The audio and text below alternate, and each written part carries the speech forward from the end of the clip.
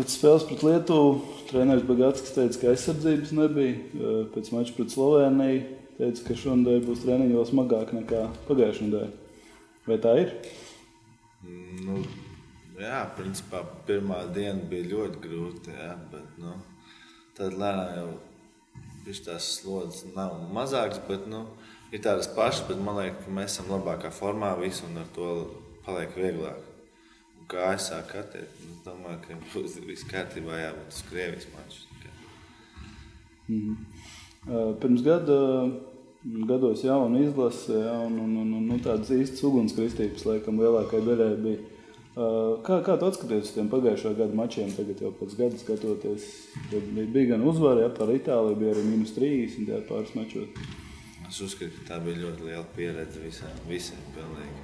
Spēlēja pret tādām zvaigznēm, es nezinu, tā pati Melnkalne, Izraēla, Itālija. Tas tāds liela valsts basketbolā, jā. Un es domāju, ka mēs cīnījāmies ar ko varējām. Bija tā, kā bija pirmajā spēlē, -30, bet mēs pierādījām šeit, ka mēs varam cīnīties ar visiem viņiem. Gan drīz vai pat uzvarējām beigās, bet bišķi pietrūka veiksmes un pieredzes.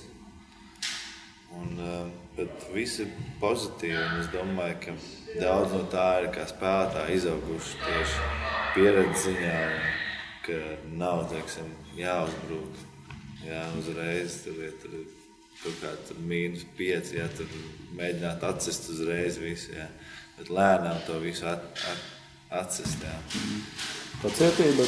Pacietība, tieši tā. Mēs bijām tā, ka bijām Izraēla, mēs tur mēģinājām uztaisīt to visu lielo pārsvaru, un kļūdas, un -30. Es domāju, ka mēs to esam kaut cik izlabojuši. Kas vēl varbūt mainījies? Ja neskatīt to, ka pa gadu vecāki visi esat palikuši un varbūt pacietīgāki, no malas skatoties savus komandas biedrus, kā vērtē? Es domāju, ka katrs ir nedaudz pielicis savos klubos, nedaudz jaunas sejas, bet, ne jaunas sejas, bet ar tādiem plāniem, kas nebija pagājušajā gadā, izskatot pāris cilvēkiem, kas pagājušajā gadā. Bet izskatās, ka visiem ir ļoti liela atdeva katrā treniņā, visi trenējās ar pacietīgi darbu, sitāt katru bumbu, mēs izkļūstam labāk no tā, un es domāju, mums būtu jābūt gataviem tam Eiropas čempionātam.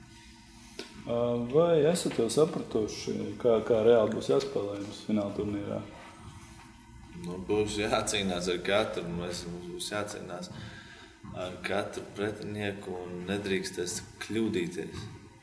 Ja mēs kļūdīsimies, kā mēs kļūdījāmies Lietuvā, tad nav varianti ne pret vienu. Mums bija pār 20 kļūdas, kas ir gandrīz nepieļaujami.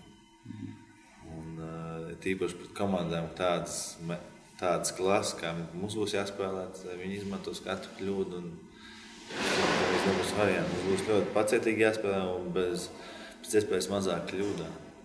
Tās kļūdas pagaidām ir vairāk tā kā uz kaut kādu nesaprašanos vai kāds fiziskais nogurums vai viss kopā? Tas viss kopā. Es uzskatu, ka kājas nevēl tur, kur gribās iziet cauri, bet tev tā kāja neaiziet līdz tam, kur gribās aiziet. Un tad tu kaut kur tur apstājies pa lēnais un tā, šitā. Bet, es domāju, ka vajadzētu būt viss kārtībā. Tas jau tikai bija pēc pirmās treniņu nometnes, un visiem bija kājas sadzītas. 20. jūlijā savācāties visi kopā. Eiropas čempionāts pretinieki, laikam trakāk nevar būt apakšgrupā. Tā godīgi, kādas komandā iekšēnē, kādas tās priekšnojautas un kādas tās sajūtas un teiksim, kādu jūs varbūt savu pašu to mērķi uzstādāt? Mēs īpaši par to nerunājam. Mēs uz kāds pretinieks skatāmies, kā ar pretinieku, ko mēs varam uzvarēt un cīnīsimies līdz galam. Kas tur nāk, kāda tur zvaigznes, bet mēs nebrauksim uz čempionātu vienkārši, lai spēlētu. Mums jācīnās, lai uzvarētu. Mēs īpaši iekšēnē to nerunājam, mēs tikai mēģinām strādāt, koncentrēties uz ko mēs varam izdarīt. Uz savu komandu, nevis uz pretiniekiem. Koncentrējamies uz sevīm un mēģinām izspiest no katra savu labāko. Vismaz vienu uzvaru apsolīt, vai ne? Mums jācīnās ne tikai pa vienu, bet, cerams, cīnīsimies.